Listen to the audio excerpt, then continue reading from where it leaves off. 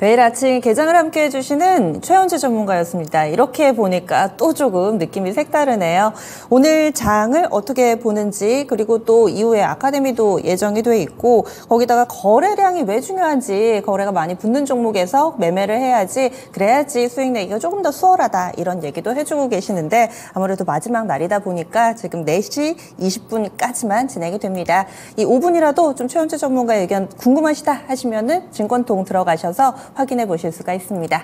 그러면은 저희 종목 상담 시작해 보도록 하겠습니다. 게시판에도 시작하는 시간인데 종목을 하나둘씩 안나님도 올려주셨고요. 동그라미님 안녕하세요. 인사 남겨주고 계시네요. 그리고 최금신님 종목 진단 부탁드려요 하시면서 일찍 또 종목 진단 신청도 올려주고 계십니다. 그리고 신청해 주신 필명은 좀 생소한데 요즘에 바이오 솔루션 진단 신청 꽤 많이 들어오고요. 리츠는 자주 들어오는 종목이 아니거든요. 그런데 리츠 쪽에서도 진단 신청 들어오고 있습니다. 상당히 좀 골고루 오늘 글을 올려주고 계시는데요. 그러면 첫 번째로는 전화가 와 있습니다. 먼저 받아볼게요. 시청자님 안녕하세요. 네, 안녕하세요. 네, 반갑습니다. 네, 반갑습니다. 예, 올 한 해 매매 좀 어떠셨어요? 글쎄 뭐 별로 그렇게 좋은 성적은 아닙니다만 연말에 조금 많이 좀 회복을 좀 했습니다. 다행입니다. 네. 지금은 또 어떤 종목으로 고민이 되셔서 연락 주셨어요? T 로보티즈라고요. T 로보틱스 맞으시죠? 네. 예. 예. 얼마에 사셨어요? 저 24,900원에 샀습니다. 24,900원이면은 그때 직전 고점 부근 11월 달에 사셨어요? 예. 거의 한 달 이상 가까이 되는데요. 예. 비중 어떻게 되세요? 비중은 20%입니다. 비중 20%. 그 이후에 좀 흘러내려서 속이 쓰리셨겠어요. 글쎄 그래서 지금 손절매를 해야 될지 아니면은 계속 갖고 있어야 될지 굉장히 좀 궁금해서요. 손절 혹은 홀딩, 이 보유 예. 부분이 궁금하신 거고, 시청자님 원래 매매 스타일을 좀 알려주세요. 중기로 가져가시는지 아니면 좀 짧게 보시는지, 그리고 이럴 경우에는, 네. 예, 비교적 단기 아니면 중기입니다. 단기 아니면 중기로 하시고, 손절은 좀 가끔 하세요? 아니면은 나는 좀 추가 매수 하더라도 좀 손실 안 내고 나오는 게 좋다, 이쪽이세요? 근데 손절은 비교적 안 하는 편인데요. 네. 너무 이렇게 제가 매수에 너무 거리가 많이 떨어지면은 네. 손절할 수밖에 없는데 좀 판단이 안 서요. 그게 네. 손절을 해야 되는 건지 안 되는지 그게 그래서 알겠습니다. 이 부분도 지금 제가 매수한 대로 그렇게 계속 떨어졌지 올라간 적이 별로 없어요. 올라가봤자 100원, 200원 정도 올라가고. 네. 제가 매수가는 도저히 오래 시간이 걸릴 것 같아서 네. 지금 손절매 할지 아니 걸 좀 판단을 좀 하고 싶어서요. 알겠습니다. 그럴 때 고민되실 때 저희 쪽에 딱 잘 전화를 주셨어요. 그러면 지금부터 진단해 보겠습니다. 잠시만요. 예. 일단 스타일은 단기, 중기까지도 좀 보고 계시고, 그리고 대체적으로는 손절 안 하고 싶은데 손실이 너무 크고 시간 투자를 할 바에는 손절도 어느 정도 좀 염두에 두고 계신 분으로 보입니다. 24,900원의 비중 20% T 로보틱스입니다. 이 종목이 한창은 로봇의 대장이다. 레인보우 로보틱스 다음으로 또 잘 갔던 종목이었는데 어떻게 또 9월 이후엔 주가가 영 안 좋습니다. 우리 시청자님은 어떻게 대응을 해야 될까요? 로봇주로 주목을 받았던 주식이죠. 연초에 주가가 이제 5,000원대 주식이 거의 4만 원까지 올랐으니까 무려 7, 8배 올랐어요. 네. 근데 이 정도가 올라갈 수 있는 주식은 아니거든요. 저도 옛날에 제가 이 회사가 원래 이제 로봇 얘기 나오기 전에 이 회사가 본업 자체는 그 디스플레이 장비 회사거든요. 이송 관련해 가지고. 그리고 약간 그 당시에 이제 원래 이제 디스플레이 회사들이 약간 이쪽에 연관된 산업이다 보니까 로봇 산업에도 함께 진출하거든요. 그 당시에도 로봇 사업에 진출한 이슈가 좀 있었던 회사인데, 저는 이제 그때로 회사 주식을 관심을 안 받은 자체가 회사가 계속 그래도 디스플레이 분야 쪽에서 안정적으로 이익을 내야지 향후에 성장하는 로봇 산업 쪽에 투자가 전개가 자체 자금으로 투자를 할 수 있지 않습니까? 근데 회사가 계속 적자가 나면서 자본이 상당히 위험할 정도로 주가 까먹더라고요. 근데 지금도 그 상태입니다.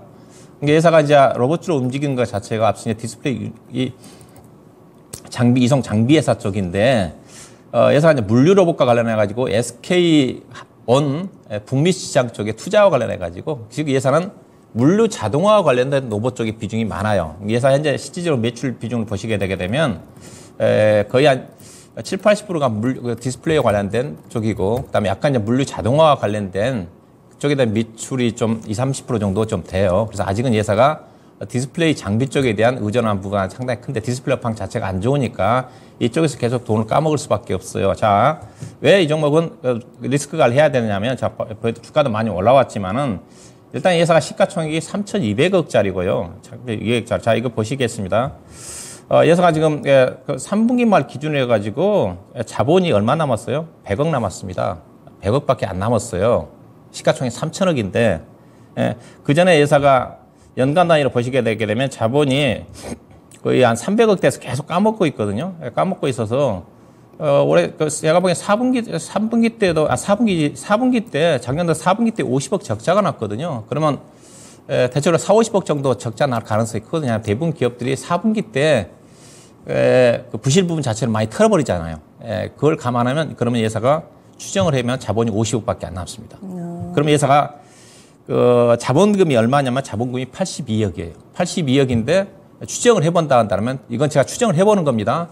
3, 40억 정도 적자 나면 자본 까먹습니다. 근데 자본 잠시 50% 넘어가면 관리 종목 지정 사유지 않습니까? 근데 예사가 보니까 최근에 전환사채가 일부 물량이 주식으로 전환이 됐더라고요. 자본이 전환사채가 주식으로 전환이 됐으니까 자본금으로 들어왔겠죠. 그래서 약간의 자본 여건을 엮을 수 있겠지만은 예사는 장기 투자해서는 안 된다는 겁니다. 그래서 보시면 올해도 적자를 예상하고 있기 때문에, 그래서 이거는 절대 무타기 해서는 안 돼요. 그래서 일단 오늘 지났기 때문에, 그래서 주가도 많이 올라왔고, 로봇과 관련된 쪽과 관련된 물류 부분이기 때문에 의무 있게 해서 실적으로 좋아지지 않는다고 봐요. 그래서 손절을 각오하셔야 될 것 같고요. 근데 로봇 쪽은 일단 저는 개인적으로 1월 달에도 세스 2024에서 핵심 이슈가 좀 부각될 수가 있기 때문에 일단 모멘텀은 괜찮아요. 그래서 리스크 관리는 분명히 하셔야 된다. 17,600원 정도 최근 저점 이탈하시게 되게 되면, 이탈하면 주가 거래량이 증가된다든가 그런 쪽에서는 무조건 손절하셔야 되고, 반등 목표 자체는 반등 나왔으면 하는 바람인데 22,000~23,000원 정도, 우리 시장价 24,000원인데 10% 정도 손실을 각오를 하셔야 될 것 같습니다. 앞서 얘기했다시피 주가가 연초에 5,000~6,000원짜리 주식이 4만 원까지 올랐습니다. 한번 이렇게 시세가 나면, 왜냐면 이거는 세력들이 주가 끌어올린 거예요, 제가 보기에는. 그래서 기대해서는 안 될 것 같아요. 그래서 17,600원 이탈하면 적극적으로 손절하시고, 매도 목표 자체는 반등 시 22,000원대에서 매도하는 전략을 제시해드리도록 하겠습니다. 네. 시청자님, 이 종목이 재무 상태가 일단은 좀 불안하고 상반기에 지나치게 많이 오른 감이 없잖아 있다, 이런 의견 나왔습니다. 더 궁금하신 점 없으세요? 예, 잘 알겠습니다. 예. 그래도 이 올해 연말에 이 종목 말고 다른 종목에서 수익 좀 나신 것 같은데요. 감을 잃지 말고 내년에 더 화이팅 하시길 바랍니다. 예, 고맙습니다. 예, 새해 복 많이 받으시고요. 예.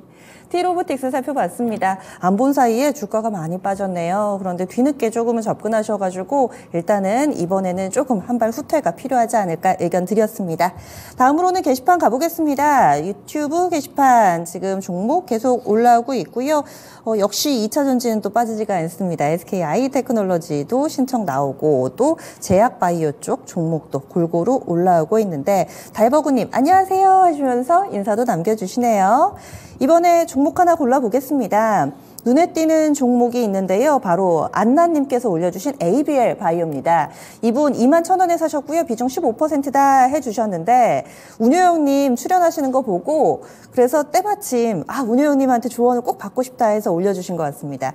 앞서 이 제주반도체 추천해 주셔가지고 덕분에 크게 수익 냈다고 일단 감사 인사로 출발을 해주셨고요. ABL 바이오는 원래 비중이 25%셨대요. 그런데 일부는 익절을 해서 지금 15%만 남아있는 상황입니다. 더 가져가 봐도 될까요? 하셨는데, 이 종목이 제가 알기로는 12월 초에 또 운효영님 히든카드 추천 주기도 했습니다. 그때 이 목표 주가를 24,800원으로 주셔가지고 그거 기억해서 오늘 일부 수익 실현하신 게 아닌가 싶기도 하고요. LBL 바이오 주가 움직임이 굉장히 좋습니다. 12월 달에만 주가가 상당히 좀 강하게 오름세를 나타내면서 한 달 동안에 24%나 오르기도 했고요. 오늘의 종가는 24,600원, 전고래 대비로는 0.6%가량 오름세를 나타내기도 했습니다. 운효영님, 제주반도체에 이어서 ABL 바이오까지 이분이 운효영님 조언으로 수익을 좀 많이 내고 계시는 분 같아요. 예, 이 종목 제가 그 나만 믿고 따라와 저녁 방송에서 세스 2024의 모멘텀도 있고 그리고 제약 바이오 종목 중에서 기술 수출 라이센스 아웃을 가장 많이 해놓은 회사이기 때문에 제약 바이오 종목들 관심 가질 때 ABL 바이오를 가장 먼저 좀 관심 있게 좀 보자 그렇게까지 언급해 들었던 주식인데 당시 아마 추천 가격이 아마 2만 원대 초반이었을 거고요. 제가 24,800원을 목표 주가 제시 드렸었는데 어제 25,200원, 오늘 또 25,300원까지 가다 밀렸는데요. 요즘 제약업종의 분위기가 괜찮습니다. 제약업종은 제가 저도 관심을 전혀 안 두다가 작년도부터 올해 이제 10월달까지 관심 두지 말다가 최근에 이제 아마 제약 바이오 업종 자체가 가장 섹터 자체가 민감하게 반응한 자체가 금리니까 이제 금리가 완화적인 국면을 좀 접어드는 거니까 당장은 자금 사정은 좋지는 않겠지만 그래도 적자가 나지 않으면서 기술적인 회사들은 지금부터 관심을 좀 가져야 되고 그다음에 이제 금융위 시장의 목적 금리가 좀 내리면서 그러면서 시장의 유동성이 풀리는 국면 쪽에서는 약간의 더 적자 난다든가 이제 그런 어떤 기업들도 관심을 좀 가져볼 필요가 있지 않겠는가 그런 관점에서 제가 지금 당장은 선별적으로 접근할 수 있는 그래도 종목 당장 세스 2024와 그다음에 최근 들어서 제가 이제 ADC 항체 약물 접합제와 관련된 쪽을 주목을 하자. 레코캠 바이오의 기술 수출 2조 2천억 발표가 됐지 않습니까? 관련해서 제가 얘기를 하고 있는 쪽인데요. ABL 바이오는 이제 두 가지 모멘텀입니다. 회사가 이중 항체에 관련된 종목이고 앞서 여러 가지 다양한 현재 파이프라인도 가지고 있는 쪽이고 지난주에 회사가 이제 뒤늦게 세스 2024에 참여한다고 좀 발표를 했고 그다음에 앞서 ADC 물질과 관련된 기술도 좀 보유를 하고 있기 때문에 충분히 이 종목은 중장기적으로 우상할 수 있지 않겠나. 다만 이제 앞서 이제 이 종목의 주가가 이제 그 전부터 주가가 15,000원부터 좀 많이 올라왔고 그다음에 기술적으로 지금 딱 보면 26,800원대가 지정 고점입니다. 그래서 약간 좀 단기적으로 좀 올라왔고 그래가지고 약간 쉬어가는 흐름이 전개되고 있는 것 같아요.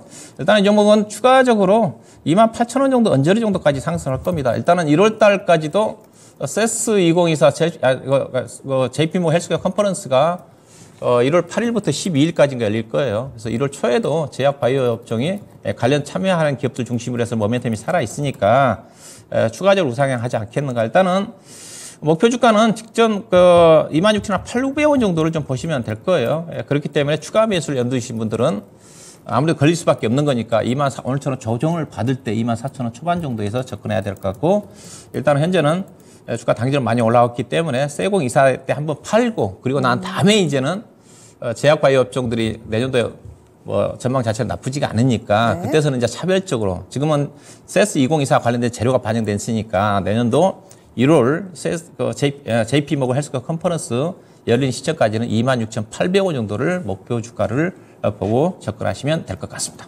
네. 이 가격이 혹시라도 안 오더라도 일단 그 스케줄 매매를 한다면은 이벤트 전후로 해서 한번 정리를 하는 게 좋다고 보시는 거죠? 예, 그렇죠. 전후로 한번 정리를 하고 그리고 또 쉬었다가 그때서 다시 이제 세스가 아니라 JP모건 헬스케어 컨퍼런스가 무관하면서 재료가 있고 실적 성장이 가능한 종목들 중심으로 해가지고 제약 바이오 업종은 차별적인 움직임이 전개되지 않겠는가 그렇게 봐야 될 것 같습니다. 알겠습니다. 안나님 계속해서 좋은 성과 좀 내고 계신 것 같은데요. ABL 바이오도 지금 잘하고 계십니다. 일정 부분은 지금 박준영 운영님 얘기해 주셨던 가격에서 좀 정리를 하셨고 나머지는요. 일정을 좀 보셔야 될 것 같은데 1월 8일부터 11일까지 진행됩니다. JP모건 헬스케어 컨퍼런스 전후로 해서 슈팅이 나오면 그때 정리를 하자. 그리고 예상된 목표 가격은 26,800원인데 가격보다는 이벤트 그 스케줄이 더 중요하다라는 점 한 번 더 강조를 해 주시니까요. 남은 15%의 물량도 꼭 더 큰 수익 내셔서 마무리 지으시기 바라겠습니다. 1월까지 새해까지 더 가져가도 될까요? 하셨는데 예스라는 답을 받았습니다. 안나님의 ABL 바이오 살펴봤습니다. 지금 제약 바이오 관심이 좀 뜨거워지면서 종근당 신청해 주시는 분도 계시고요. 안나님 토마토 덕분에 올해 수익 잘 보고 있어요 해주셨는데 이런 댓글 올려주시면 저희도 힘이 납니다. 축하드리고요. 내년에 더 큰 수익으로 보답할 수 있도록 저희도 열심히 뛰겠습니다. 이어서 전화 지금 와 있습니다. 전화 상담 이어가 볼게요. 시청자님 안녕하세요. 네, 안녕하십니까. 수고 많으시네요. 예, 어떤 종목 봐드릴까요? FST고요. 네. 24,500원에 10%인데 뭐 어떻게 움직임도 없고 그냥 맨날 제자리 걸으는 것 같아가지고 네. 이걸 어떻게 해야 되나. 그러니까 같은 SNS 스택은 같은 동종이라도 좀 활발하게 움직이는 것 같은데, FST는 맥을 못 쓰는 것 같아요. 그래서 이거를 전문가님한테 어떻게 해야 되는지 한번 여쭤보고, 목표 주가를 어느 정도 잡아야 되는지, 손절가는 어떻게 해야 되는지 한번 여쭤보려고 전화드렸습니다. 시청자님도 스타일 좀 알려주세요. 지금 뭐 동종 업체, 비슷한 업체도 알고 계시고 한 거 보니까 뭔가 좀 종목 분석도 하고 계시고 공부를 많이 하신 것 같은데 보통 매매 주기는 어떻게 되세요? 네? 매매 주기 뭐 단기로 보세요? 아니면 좀 여유 있게 가져가세요? 이거는 글쎄 그거를 못 잡겠어요. 이거를 한 2, 3개월을 봐야 되는지 아니면은 잠깐 이게 단타 비슷하게 이렇게 해야 되는지를 궁금해가지고 네. 어떻게 가져가야 될지를 모르겠어요. 그래서 한번 여쭤보려고 그러는데요. 알겠습니다. 연락 잘 주셨고요. 저희가 진단해 드릴게요. 네. 예, 사신 가격하고 오늘 종가가 많이 다르지 않습니다. 이 종목이 24,650원이 오늘 종가인데 사신 가격 24,500원 근처에서 왔다 갔다 많이 올라도 10% 안 되고 또 빠져도 그렇게 많이 빠지는 것도 아니고 그렇다 해서 답답해서 좀 연락을 주신 것 같아요. 방향이 좀 뚜렷하게 잡히지 않은 모습인데 운영님 이 종목은 앞으로 어떻게 될까요? 우리 시장님 오래되셨나요? 얼마나 되셨죠? 매수원지요? 예. 한 달은 안 된 것 같은데요? 한 달이요? 알겠습니다. 옛날에 1년 전인가요? 이분 4만 원대 3만 전에서 매수하신 분이 이거 되게 좋게 보고 계셔가지고 그 정도까지 갈 정도는 아니다. 제가 얘기를 했던 것 같은데 혹시 그분인가 아닌가 해서 물어보셨는데. 예.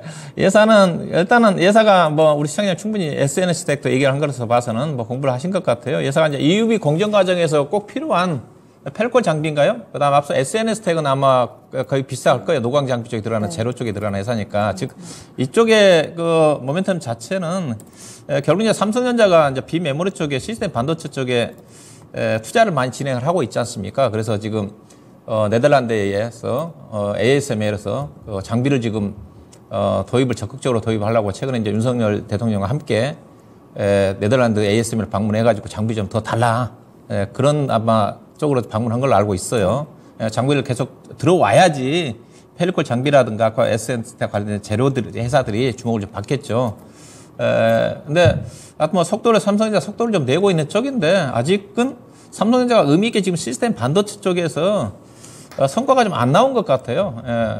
특히 여전히 그 TSMC와 격차를 줄이겠다고 얘기를 하고 있는 쪽인데 계속 벌어지고 있는 쪽이어서 그래서 관련 장비라든가 소재 관련 종목들도 시장에서 별로 실적이 안 따라준 게 아닌가. 이 회사도 이제 그런 기대감을 가지고 있었고 또 이 회사가 주가가 이제 많이 올라간 것 자체가 알다시피 일본과의 어떤 소재 국산화 관련해가지고 이슈화될 때 이 회사가 이제 일본 쪽에 대표적으로 일본에서 수입하는 장비니까 장비 국산화 관련해가지고 수혜를 받으면서 이때 주가가 많이 올라왔어요. 2020년도에.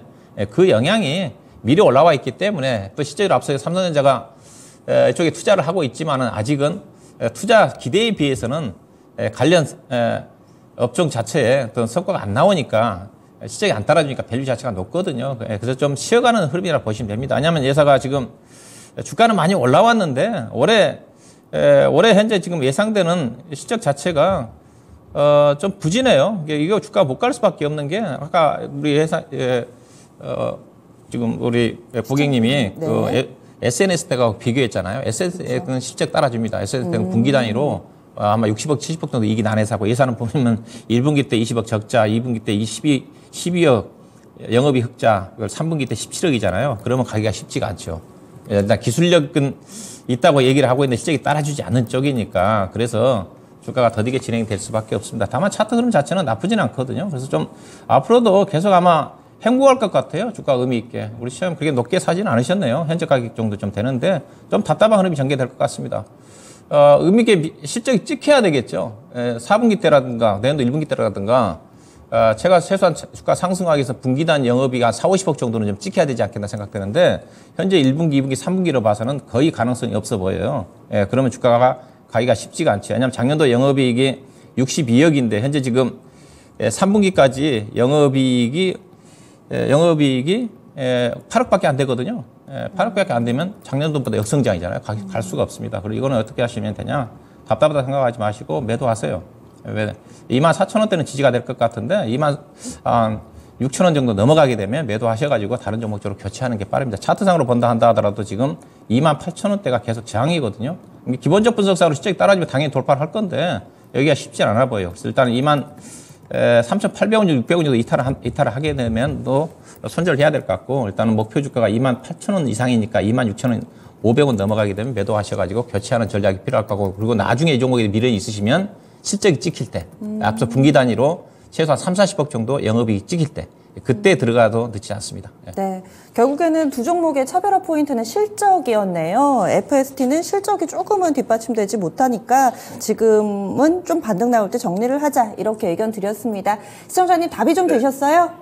네, 알겠습니다. 그러니까 여기서 조금 올라가면 매도를 하고 다른 거로 갈아타라 이런 말씀 아닙니까? 네, 맞습니다. 그래서 반등의 목표치는 26,500원 정도 잡아드렸고요. 만약에라도 손절하게 되실 경우에는 23,600원에서 23,800원 사이 잡아드렸어요. 네, 잘하겠습니다. 감사합니다. 고맙습니다. 예, 즐거운 저녁 되세요. 네, 감사합니다. 예. FST 전화 상담 해봤습니다. 공부를 많이 하셨는데도 가끔은 이렇게 놓치는 부분이 있으실 때, 그럴 때 연락 주시면은 저희가 그 부분을 딱 가려운 부분을 긁어드릴 수가 있습니다. 전화 상담 해봤고요. 그리고 게시판 다시 돌아가 보겠습니다. 종목을 송원산업도 올려주셨고, 그리고 매수 문의도 요즘에 좀 꾸준히 들어오고 있는 상황입니다. 어제도 매수 문의를 좀 봐드리기도 했었는데요. 먼저 올려주신 배짱이님의 종목 한번 골라봤습니다. 삼성물산 신청해 주셨습니다. 137,500원이 매수가고요. 비중은 8%입니다. 요즘에는 저희 시청자분들도, 개인 투자자분들도 분할 매수 참 잘하세요. 비중을 조금씩 사시는 분들 좀 있으신 것 같아요.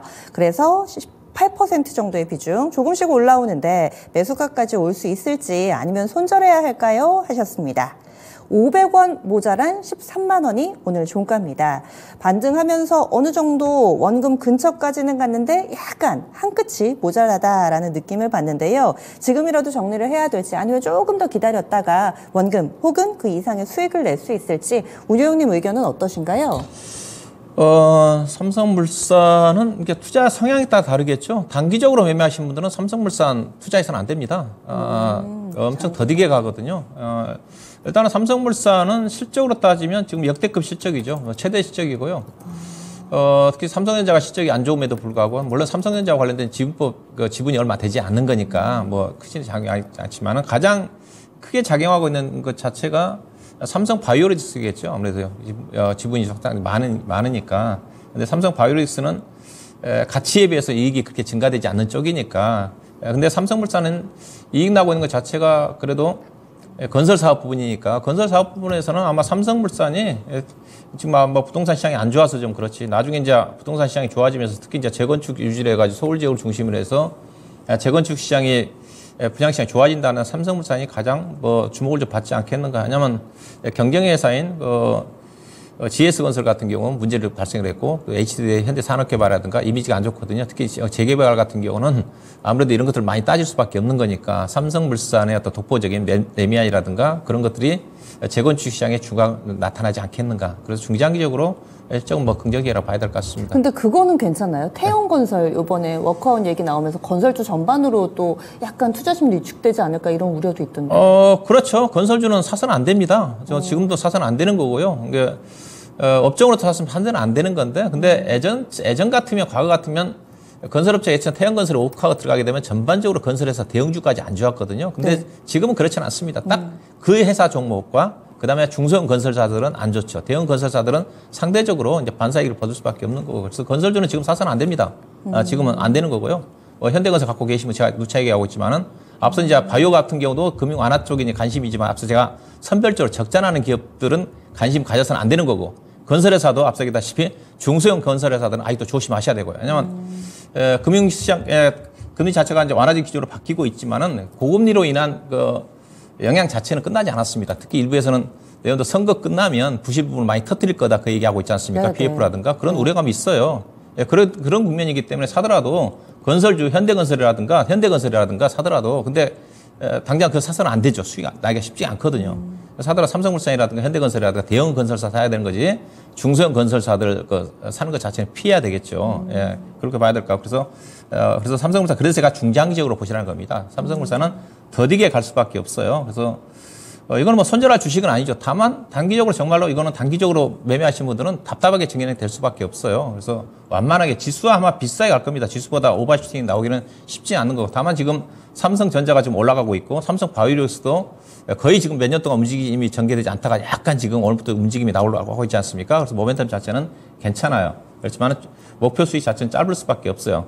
맥시멈 이 종목은 내년도까지 간다 하더라도 16만 원 이상 가기가 쉽지가 않습니다. 그래서 저는 16만 원이 딱 고점으로 좀 보시면 돼요. 뭐 최근 들어서 뭐 자사주 소강 얘기가 나오고 있지만은 16만 원 이상 삼성물산이 지주회사로 본다 이렇게 싼 주식은 아니거든요. 다른 뭐 GS를 중심으로 해가지고 HD 현대라든가 비교해보면 SK라든가 비교하면 싸지가 않습니다. 그래서 꾸준하게 우상향을 한다. 그런 것 좀 보시면 될 것 같고요.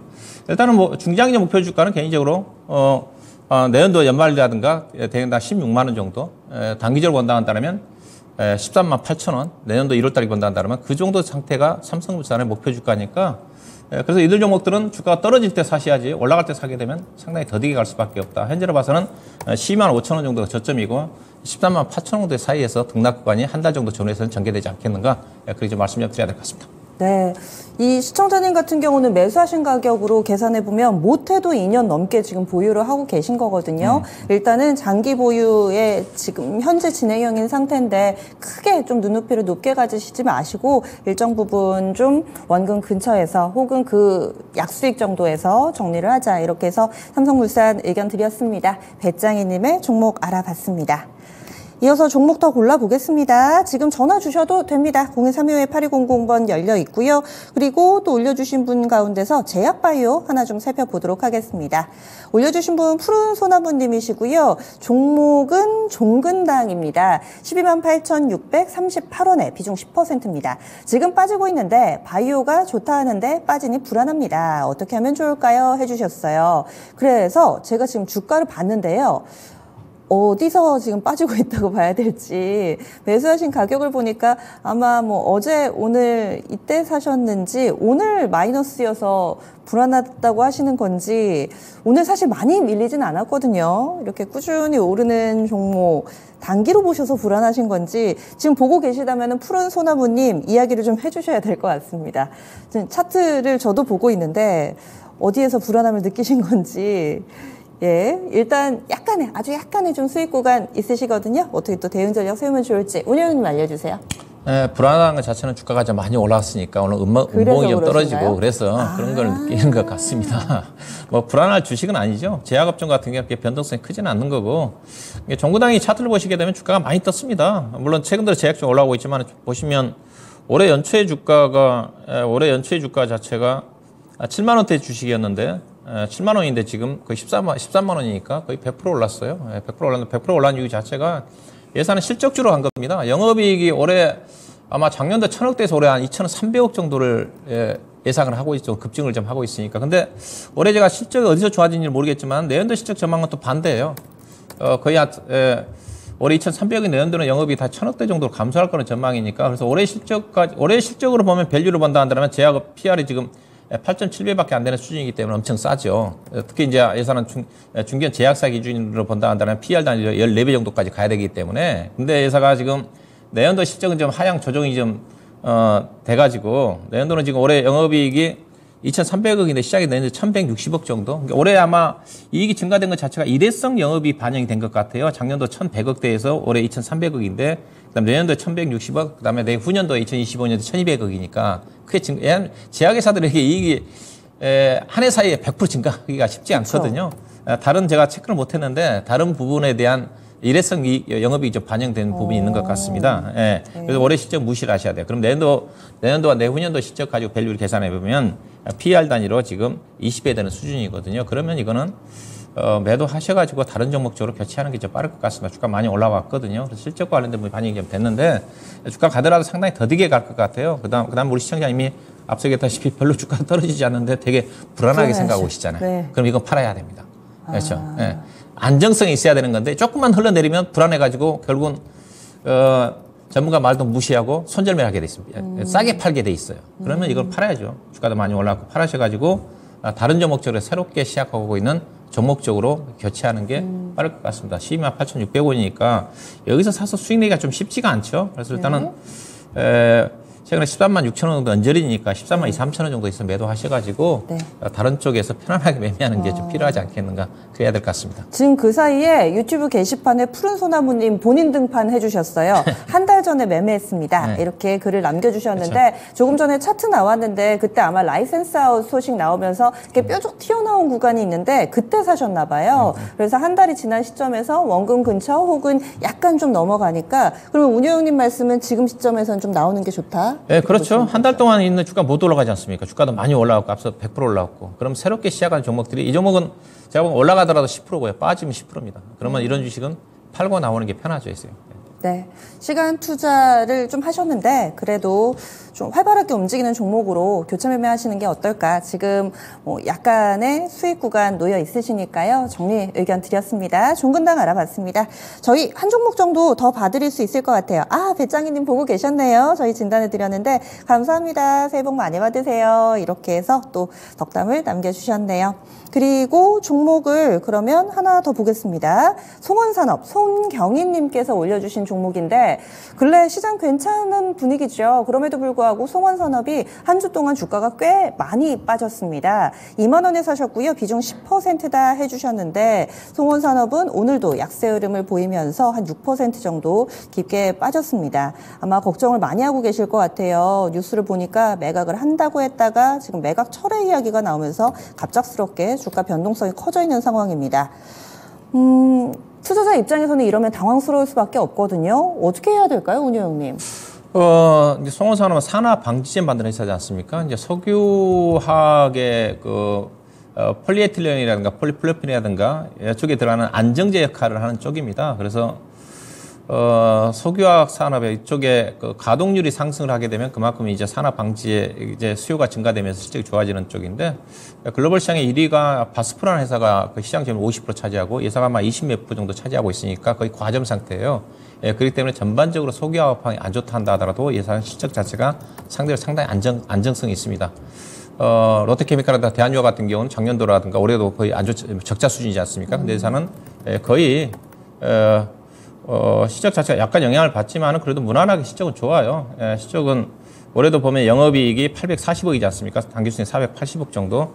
작년도보다는 안 좋지만은. 근데 이제 주가가 이것 때문에 한 게 아니라 이 종목은 최대 주주가 주식을 팔려고 했지 않습니까? 회사를 그렇죠. 매각을 하려고 했다가 지금 중단한다 그러니까 그래서 주가가 좀 떨어진 거거든요. 매각이 되면 이제 대형사들이 인수를 하게 되면 이제 호재로 작용할 거란 그 기대감을 가졌을지는 모르겠지만은 그렇게 약간 이제 그런 M&A에 대한 기대감이 있었겠죠. 근데 매각 중단한다 그러니까 주가 떨어진 게 아닌가 생각이 좀 되는데 근데 문제 자체는 이런 것들 업황이 안 좋잖아요. 업황이 안 좋은 상태에서는 주가가 이런 재료가 노출돼도 못 갑니다. 이게 석유화학 업황이 아직도 힘들어요.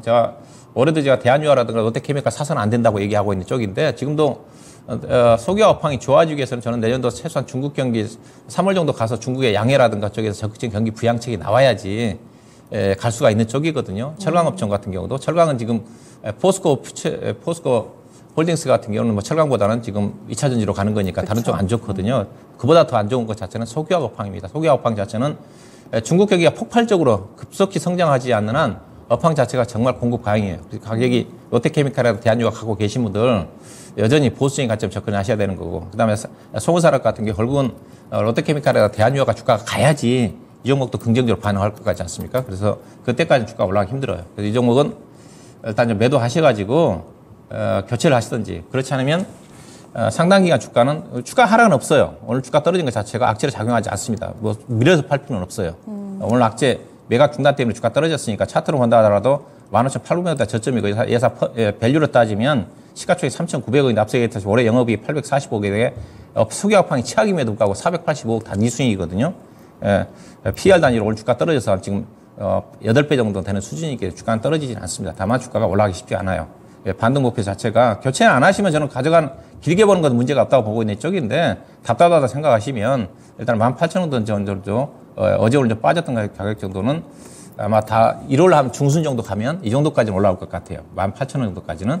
그 시점에서 매도하셔가지고 다른 종목적으로 교체 대응하든지 그렇지 않으면 석유화학이 회복이 좀 되면서 이 종목도 반등 나올 때까지 긴 흐름으로 접근하는 전략이 필요하다고 봐야 되겠습니다. 예, 송원산업 손경희님께서 결정을 좀 해주셔야 될 것 같아요. 나는 시간 투자를 하더라도 수익 내고 나오시고 싶으시다 하시면 좀 꾸준히 정말 장기로 가져가셔야 될 것 같고, 아니라면은 이 종목 반등했을 때 그때 나오는 게 좋지 않을까. 그리고 전체적으로 석유화학주들에 대해서는 보수적인 투자 의견을 드린다는 점 다시 한번 또 강조를 해주셨는데, 이렇게 해서 또 마지막 종목으로 송원산업까지 봐드렸습니다. 왜 사셨을지도 조금 궁금한데 아마 매각 모멘텀을 보고 들어가셨다면은 이 부분은 일단 오늘 나온 기사들이라든지 이런 부분들 같이 좀 챙겨봐 주시면 좋을 것 같습니다.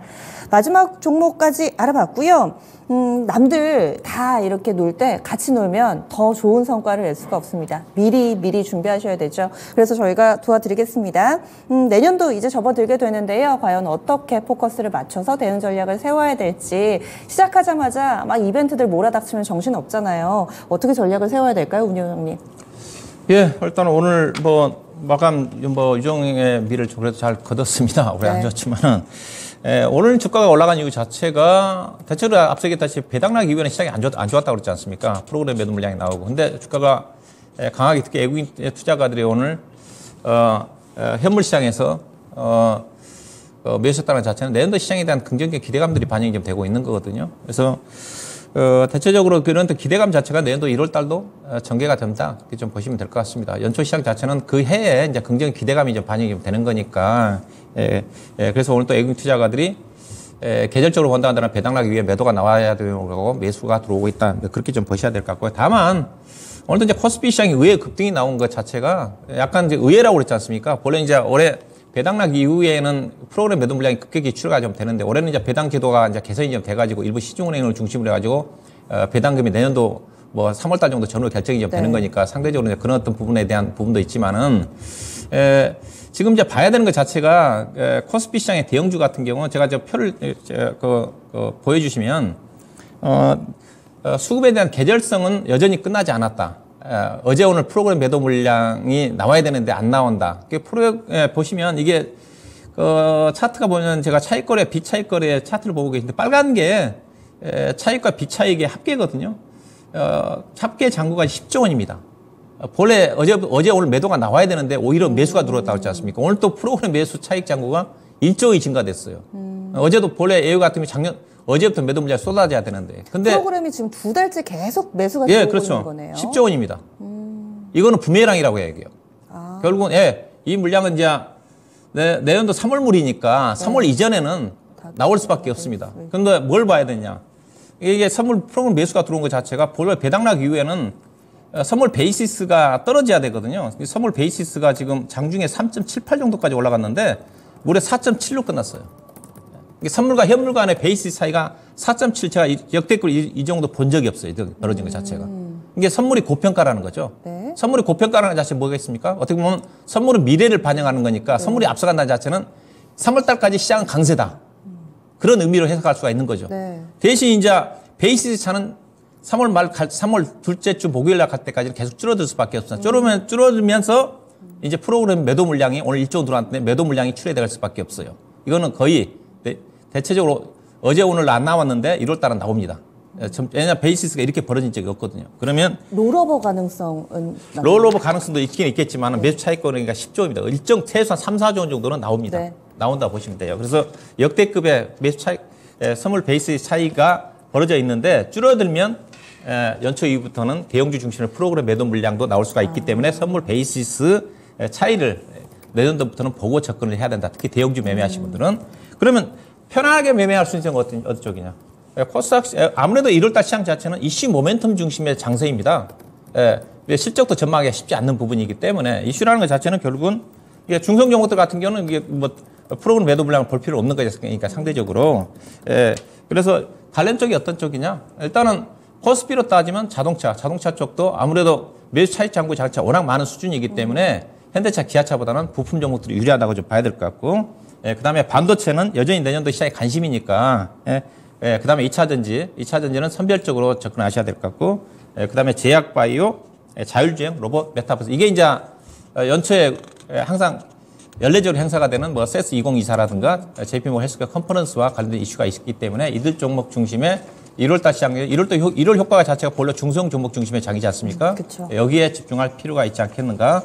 제가 계속 얘기했던 그런 내용이라고 보시면 될 것 같습니다. 결국에는 내년도도 역사는 반복된다고 제뉴얼 이펙트 1월 효과에 대한 기대감이 있습니다. 따라서 대형주보다는 중소형주를 봐야 되는데 우리가 기계적으로 이쪽을 볼 것이 아니라 왜 이쪽을 봐야 하느냐에 대해서도 자세히 설명을 해주셨어요. 현재 프로그램 매수가 지나치게 좀 많이 들어와 있기 때문에 이를 해소하는 과정이 1분기에 진행될 것이다. 따라서 대형주보다는 중소형주가 좀 더 유리하지 않을까. 그래서 우리가 접근할 만한 종목군들까지 쭉 설명을 해주셨어요. 1년 동안 운효영님 덕분에 아마 많은 분들 수익 내셨을 겁니다. 게시판에서도 글이 많이 올라오고 있는데요. 내년도도 누구보다도 먼저, 누구보다도 빠르게 미리미리 준비해 주신다고요. 라이브 방송 예고편 좀 알려주세요, 운효영님. 네, 1월 원래 일요일 날 저녁인데 이번 1월 날이 쉬는 날이기 때문에 1월 1일 날 저녁 8시에 네. 1월 2일 날 시장이 열리지 않습니까? 시장을 열리기를 앞서서 저녁 방송에 예정하고 있습니다. 아무래도 연초 시장이니까 연초 시장 전망과 특히 이제 1월 효과에 주목을 해야 되는 그런 어떤 업종이라든가 종목에 대해서 얘기가 있을 것 같습니다. 예, 알겠습니다. 올 한 해 수고 많이 하셨고요. 오늘도 좋은 말씀 감사드립니다. 내년에도 많이 도와주세요. 고맙습니다. 네, 고맙습니다. 예. 이렇게 해서 박준영 운영과 1시간 동안 여러분들의 고민을 함께 했습니다. 조금 전에 1월 1일입니다. 1월 1일 저녁 8시에 유튜브에서 이 박준영 운영의 라이브 방송을 통해 이 2024년 미리 준비해 보실 수가 있고요. 시장엔 종목 인사이트라는 제목으로 좀 진행이 됩니다. 이 시간도 많은 관심 바랍니다. 참고로 내년도 1월 2일이 첫 번째 거래일인데요. 이 개장식 관계로 정상거래 10시부터 진행이 됩니다. 1시간 늦게 진행되고 이 마감은 동일하게 3시 30분에 진행이 되니까요. 일정도 참고해 보시기 바라겠습니다. 내년에도 진짜 쉬운 진단을 여러분들을 도와드리기 위해서 좀 열심히 달릴 예정입니다. 매주 금요일은 포트폴리오 진단으로 꾸려드리는데요. 내포트 전체적으로 2024년 새로운 포트폴리오로 탈바꿈하고 싶다 하시는 분들 미리미리 접수해 주세요. 2128-3388번으로 전화 주시면 되겠습니다. 두 분의 전문가가 여러분들의 포트폴리오를 싹 바꿔드립니다. 여기까지 저희 준비한 내용이었습니다. 다양한 투자 판단에 대한 도움 말씀드렸고요. 종목의 상승 하락을 보장하지는 않습니다. 연말 되면 늘 좀 헛헛하죠. 나는 한 해 동안 뭐 했나 라는 생각도 드실 텐데 이것으로 끝이 아닙니다. 내년도 더 나은 한 해를 기대하면서 전 여기서 인사드리도록 할게요. 내년에 뵙겠습니다. 새해 복 많이 받으세요. 고맙습니다.